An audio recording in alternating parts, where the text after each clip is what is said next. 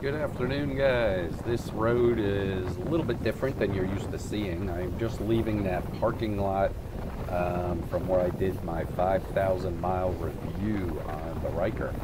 Now I'm taking a little country road back up out of here. It's down by the river. Um, Everything's starting to turn green. You can see here on the sides here, beautiful. But yeah, take a look back through my videos here. You'll see the review on the 5,000 miles. All the things I like on this thing. Very few that I don't like. But check that out. So here's this road heading back out. My work will be up here on the right hand side. But here it is up here. Well, that's not ours right there. That's a different one. But they deal with nuclear for energy plants. And then this is where I work right up here. And we're more the naval. Work for military, submarines, aircraft carrier, nuclear engines, and propulsion devices. So anyway, heading home. I can't wait to get home. Enjoy this beautiful weather. It has been warm and enjoyable. Adjusted the camera a little bit. Looked at the last video I shot, and I think it needs to be adjusted a little bit more. I turned it down a little more, but we'll see what this one looks like. I may have to crank her down a little bit more. I want more of the bike. The last one I was able to see a speedometer real good and all, but I want to see some red. I want to see some bike. So we will check that out when I get this one home and throw it on the editor. The river looking pretty good. We've been getting a typical spring shower, so it goes up and down. You get a lot of fluctuation in the level and clarity, of course. But as soon as it gets down a little bit, I'm going to drop the canoe in there and float it. Do a nice day float. We got some rain the other night. Puddles are still on the road and all the different little parking lots right here. But you can go from Lynchburg down to this spot right here. You park right there on the left, pull out right there on the right. And you're looking at, if you fish it, you're probably looking at a good 5-hour float, catching smallmouth. There's muskie. There's a largemouth bass, whole bunch of different type of fish in there in the James River, coming right through the middle of Lynchburg, Virginia. So real nice float. Easy float too. It's not, you don't have a lot of heavy rapids or anything like that, so it's very doable for most levels of boaters. Alright, let me merge here. Hold on a second. Alright, here we go. But yeah, so I'll get some videos of that when I start floating the river and all that, showing you some fish. I think I'm going to, if I stand fishing, I'll use the chest mount with the GoPro, but for boat fishing, I think I'm going to use the bill mount, for the hat. That way, if I'm casting to the left or right, my body torso would be pointing more straight, or maybe on a little bit of an angle, but not pointed out towards where my line is, or the tip of my pole. I think with my head pointed that way to watch my pole and the line, you'll see it better. So I think I'm going to get a hat mount or a clip mount. I didn't want to wear the headband all day. I think that'd give me a headache. So I think I'll find a nice comfortable hat. Steal one of my sons. He has tons of different hats.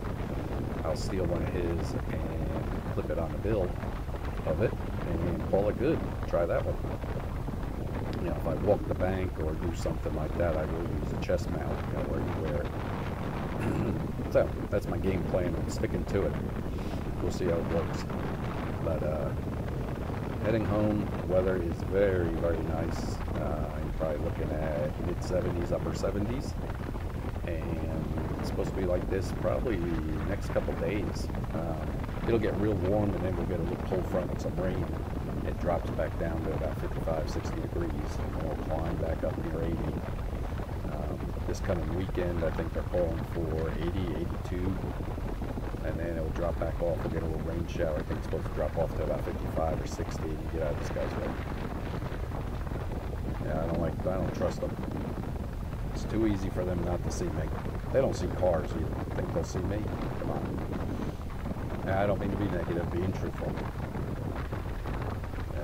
Make This light, just barely. Alright. I'm not even really speeding. It's 45 through there. I was doing 51. Alright, here's Liberty University. And of course they're out. School's out. Campus is out and everything like that because of this coronavirus, which is horrible. You can tell, I mean, there's no traffic out now. The main traffic we get, of course, is work, but a lot of the work is restaurants, being that's a college town.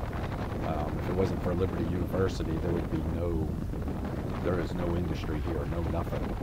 Where I work, and there might be 3 other large, I'm talking large manufacturers that employ people. But Liberty is definitely the thing that brings in all the commerce. And people don't like to admit it around here, but it's the truth. It definitely keeps the community going. So yeah, with the restaurants shutting down or just doing takeout, it has really lightened up the roads. You don't see as many people driving around. They don't really have anywhere to go. But it's nice and enjoyable, but it's for a bad reason. I hate that. I hate the reason. But it's great. You know, that you get to work a lot quicker. Even though my trip is not long, it takes me, I don't know, 20 minutes to get to work at the most. Same with getting home. When I lived in Denver on a good day, with good weather and all that, I went 20 miles. It would take me an hour to travel north of Denver, down through Denver, down to Evans. If anybody's from Denver, I was on the south side of Denver, just past the stadium and all that on I-25. And then I'd have to travel back up 25 and get off at like 104th and go off at 25, Route 25 there. It'd take me an hour, and that was on good weather, perfect weather. If it snowed, it would take you 3 to 4 hours to get home or go to work for that 20 miles. It was just absolutely miserable. There's so many people there in central Denver. When I moved companies up to Boulder, that was great. And I just cut across, got on 36, and took that up into Boulder, which was perfect. I mean, that was a nice, easy commute. Then that started getting built up, and then I ended up commuting across ways, going west out towards Golden. And I would take the back roads, keep away from I-70 and all that. But I'd go into Golden, right where Clear Creek was running into Coors Brewery. Give you a little background when I was working out there, or living out there.